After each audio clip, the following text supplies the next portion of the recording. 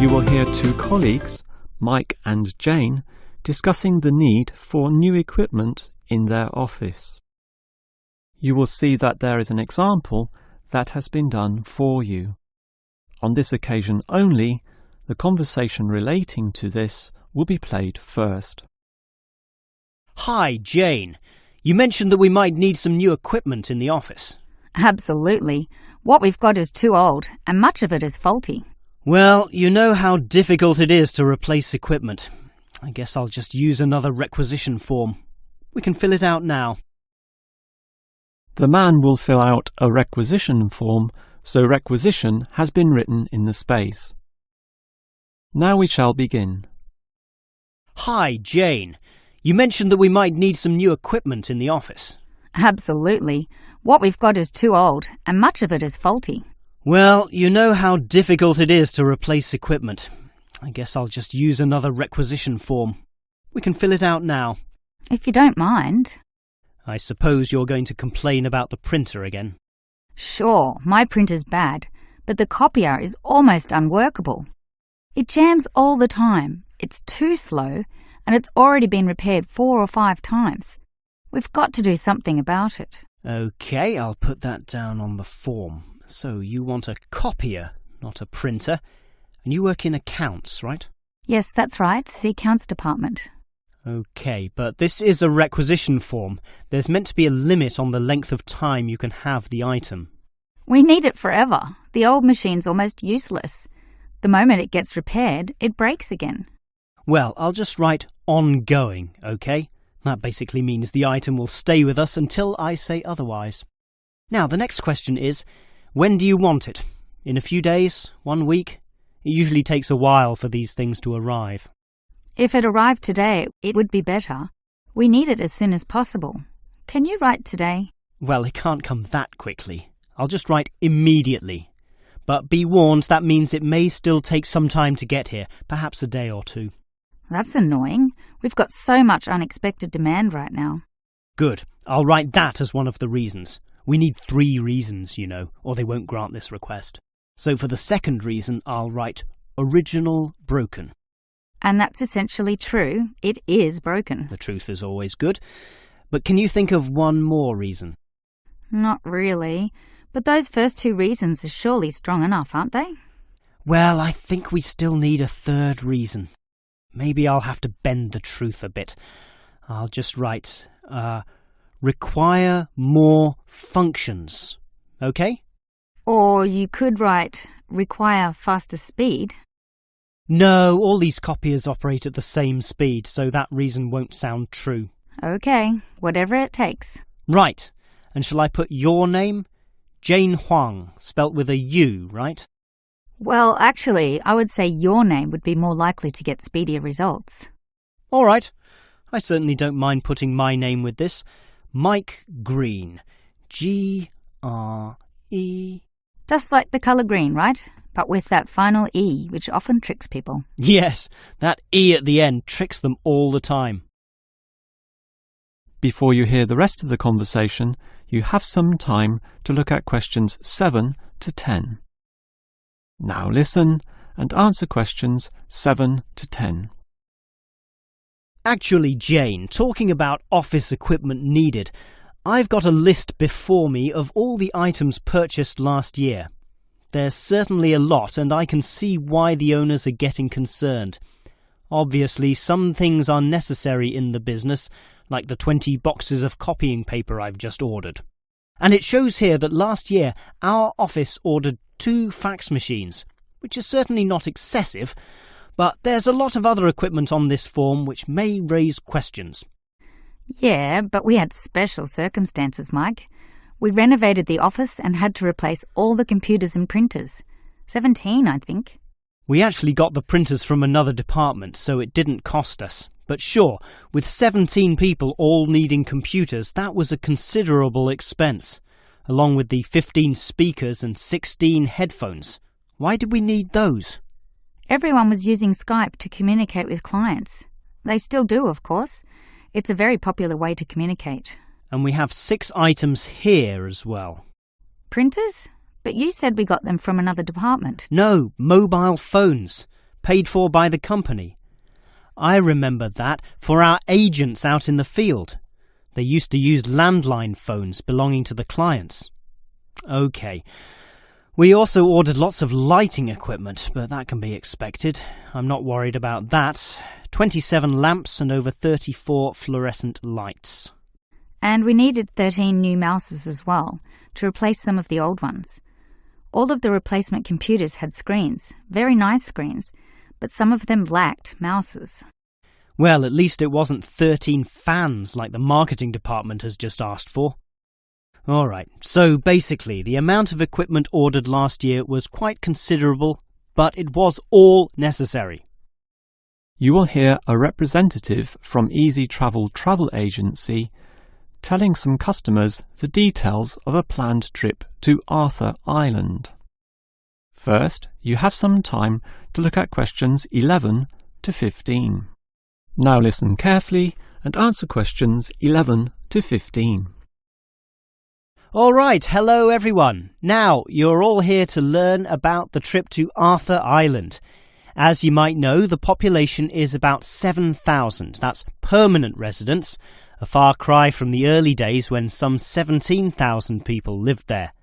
But the advantage of a declining population is that the island has maintained its natural attractions. So now, in the summer, the population swells to 22,000 as tourists flock to this lovely little place to enjoy all it has to offer.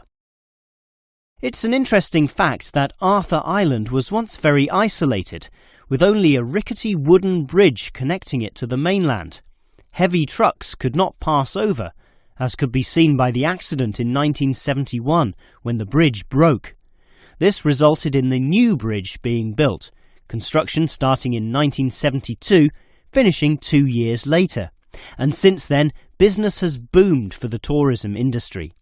This was helped by the motor racing circuit built there in the 1980s and the reputation for fresh seafood, caught directly from the island's waters, and the famous native wildlife, such as koalas and emus, although I would say, people being ruled by their stomachs, it is the food which really brings them in.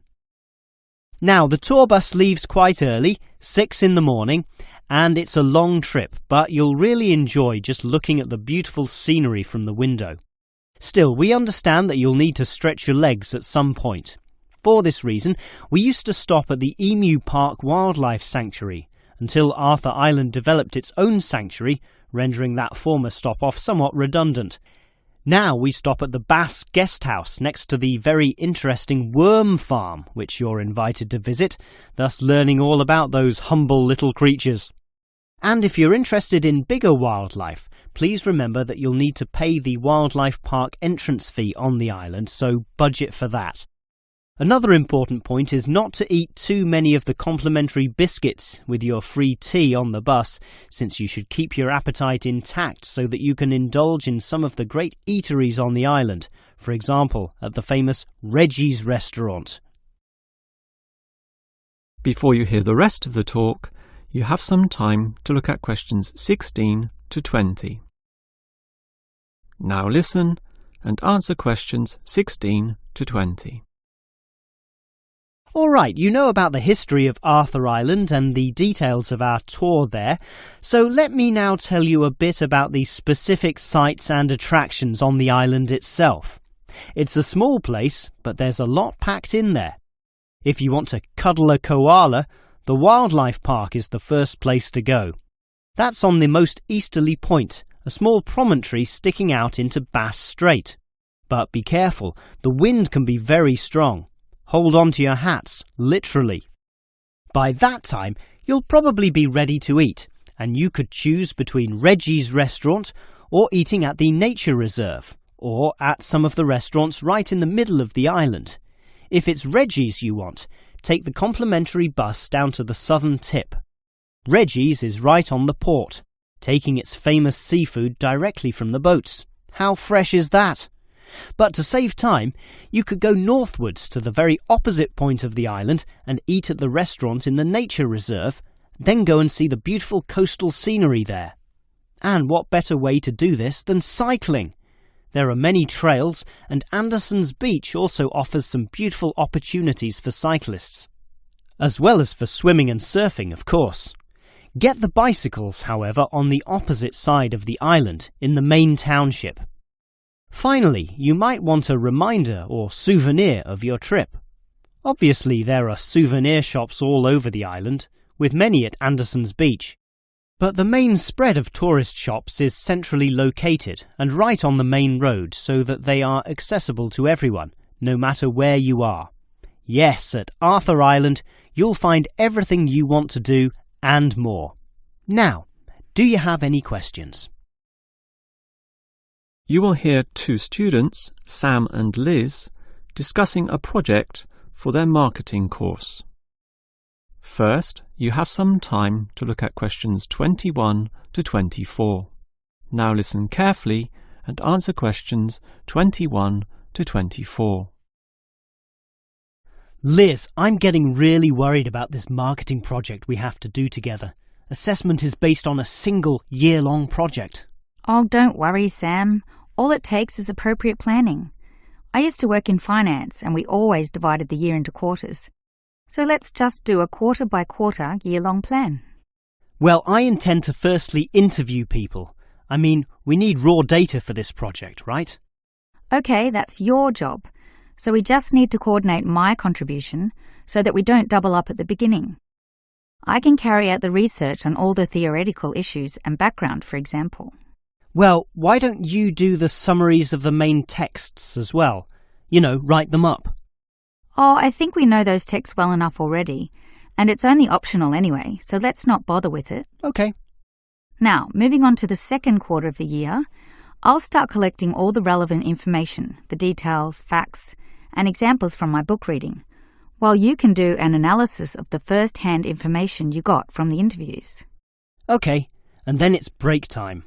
I would say by then, mid-year, both you and I will have to decide on our point of view. And how we'll support it in the essay, and based on that, we can work together on designing an appropriate structure for the final writing, when we present everything. We'll need a bibliography, of course. I could do that in the third quarter, but since you did all the theoretical research, it would be a better job for you. We can do that at the very end of the year, but I'll make the preliminary list as I begin writing the essay proper. Meanwhile, you can begin sorting out the numerical data into easily readable formats. That's what the other students will be doing. You know, grouping statistics in tabular form or making graphical representations. And in the last quarter, we can proofread each other's work, allowing a different set of eyes to be involved. So I'll check your writing for any mistakes, typos, or logical problems. I'm sure the essay will certainly benefit from such a thorough proofread. And I'll check all your tabulated statistics and graphs for the same issues. And then we'll just put it all together. Well, now it sounds far less scary. That's right. All you need is a clear, logical, and coherent plan. Now listen and answer questions 25 to 30. As we discussed, Liz, my first task on this project is to get data using interviews, over 100 of them. To do that, I'll need to put a flyer on the university notice board to get volunteers. Okay, just do that and we can start immediately. But I tried this last year and almost no one replied. The whole project was a failure as a result. You just need to ensure that the flyer is designed well. I did a course in design, so I can help you. I'm all ears. Well, one of the first rules, since the notice board will be full of papers, is to make sure your flyer stands out. Thus, don't use white paper, use coloured paper. You mean like yellow paper? Yellow, red, orange, it doesn't matter, as long as it's coloured and thus more obvious. Similarly, make the heading attract people, and money does this, right? Oh, sure. Everyone wants money. So don't say something boring such as help needed, but something such as easy money. That will immediately attract people's interest, and also ensure they know that it won't take much time. These interviews are about half an hour, so tell them that right under the heading. Sounds good. Keep going. Well, by the same token, people don't have the time to read. They don't want to struggle through a large number of words. Thus, limit them. That will make the flyer easily and quickly read. Finally, there's a lot of false advertising and tricky people out there, so the readers might get suspicious, particularly when you're offering significant money for little work. You need to thus assure them that this is legitimate. So, at the very top of the page, make sure you indicate that the scheme has been approved by the course convener. Just some writing saying this, but you should also add a signature. It doesn't matter who signs it. People don't read it anyway. In fact, you could even sign it yourself. Don't worry, I can get a legitimate signature. But you should definitely include a stamp, which is more reassuring to the readers. What sort of stamp? The department stamp. Some people put the university stamp, but to be honest, anyone can acquire that from the student union. A stamp from your department shows much more authenticity. And that way, everyone will feel that the scheme is legitimate and hopefully be willing to give you a ring. So that's it? It's all finished? That's it, apart from the contact details at the bottom of the page, of course. Of course. Hey, that was some useful advice. I think a flyer like that will really draw them in. Thanks for that. No problem. You will hear a lecturer discussing movie ratings. First, you have some time to look at questions 31 to 34. Now listen carefully and answer questions 31 to 34. One of the most popular pastimes all over the world is watching movies, whether that be at cinemas, at homes on the TV through commercial channels, or DVDs, or internet downloads. Given this popularity, it is clear that movies can influence the way people think and act, which is why there must necessarily be a motion picture rating system, so that people are made aware in advance of the movie's content. The factors involved are bad language and the cinematic portrayal of sex, violence, drug use, and antisocial or criminal behaviour. For example, virtually all countries will ban movies outright if the scenes involved glorify crime or show criminals getting away with their goods. Imagine, for example, a bank robbery film where the criminals end up retired in Brazil, living lives of luxury with their ill-gotten gains. Such a message may encourage impressionable young men to go and rob banks themselves, since it seems so easy. Thus, in all movies, crime inevitably leads to bad outcomes, in one way or another, be that prison, unhappiness, or death. Yet there are still variations among countries. In Australia, for instance, it is the government which decides on the rating through a special review board, whereas in America, it is the movie industry itself which decides this through a trade association representing the major studios. Furthermore, different cultures may view movies in different ways. Sexual content is viewed more leniently in Europe, but frowned upon in the West. Yet Western cinema often permits levels of violence which European cinema would never allow. And further complications come in when judging a movie within its historical context. For example, a war movie, designed by its makers to be realistic, will necessarily have graphic violence, which will often be permitted, providing it is not glorified in any way. Before you hear the rest of the lecture, you have some time to look at questions 35 to 40. Since America produces the bulk of the world's most watched movies, why don't we look in detail at their movie rating system? It begins with the innocent G rating, standing for general audience, allowing all ages, even very young children, into the cinema. The films are fun and community-oriented, with nothing which would be objectionable. They are often released for the summer holidays, when children are free from school. But if these movies have a mild element of violence or inappropriate and lewd humour, or some scary scenes, then it would be a PG movie, standing for Parental Guidance Needed. This PG rating comes in two forms though: the weak version, a simple PG, or the strong version, PG-13. Most American movies are issued with this latter rating, since it allows the greatest proportion of the population to watch the movie, by which I mean children alongside their parents, while still allowing the movie itself to show society as it really is. Any rating higher than this will restrict children and limit viewership. In fact, if a movie, when shown to the trade association, fails to be issued with the PG-13. The offending scenes are often removed by the movie makers in order to secure this lower rating and ensure the greatest viewership. What all movie studios want to avoid is the R, or restricted rating. This means that younger children can only watch the film if accompanied by their parents, and many young teenagers simply don't want to do this. These films might have swearing, drug use, or horror scenes with blood and gore. And if these images are particularly graphic, the rating is lifted to NC-17. NC means no children.